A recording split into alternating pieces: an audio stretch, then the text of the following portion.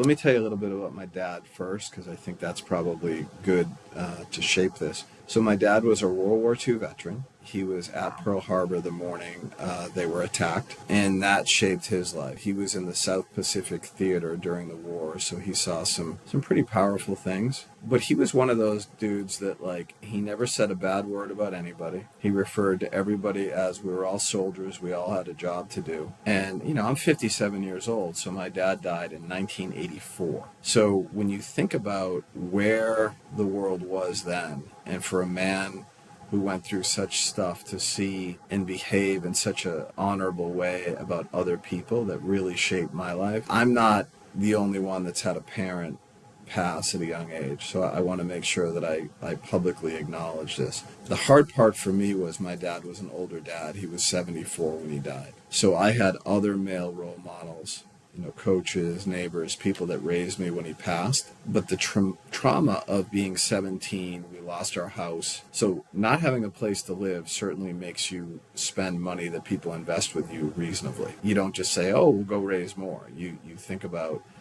what products you're going to work on, what type of people you're going to hire, how are you going to grow the business.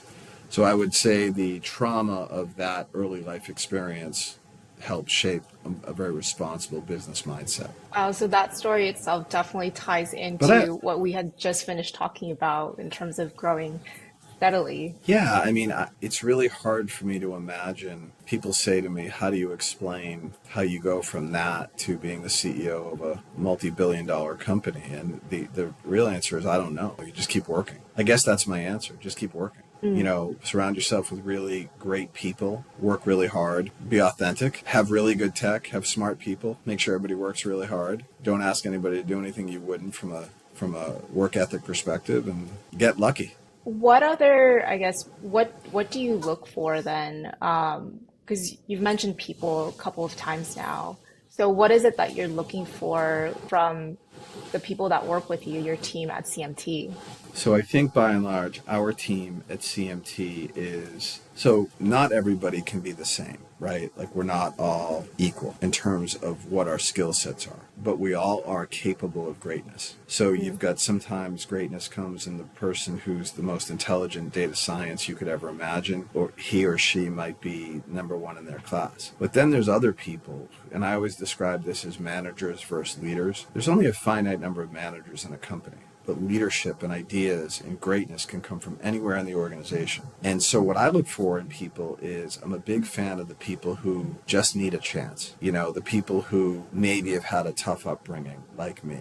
I was passed by in lots of things in my life, but I was probably too stupid to realize it. I probably failed a number of times in my life, but I was either too stupid to realize it or didn't care and just kept going. But people who have really good natural skill sets that are transferable or translatable into other areas. So former athletes, people who have been through tragedy in their life, people who have a background similar to me, I tend to really resonate. Their story resonates with me, and I can see things in them. Now, I'm not always right, but I would like to think I've been right more often than not.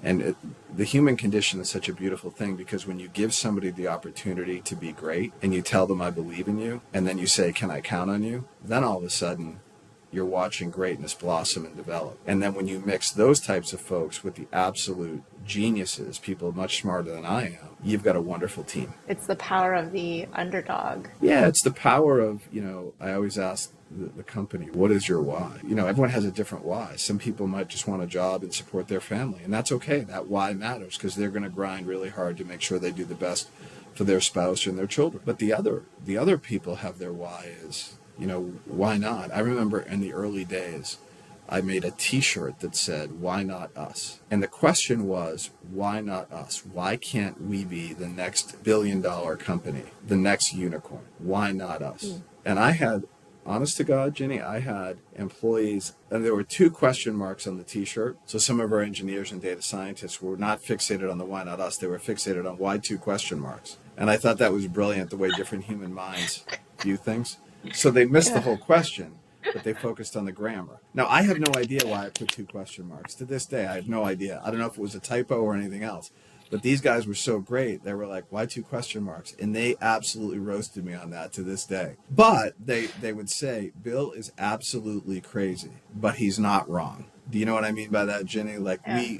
we had a dream, we had a vision, I had a belief. And I still have investors that I talked to at that time before us that were like, we thought your valuation was too high. And I say, well, I can prove that it wasn't because somebody agreed to it. So why not us, Jenny?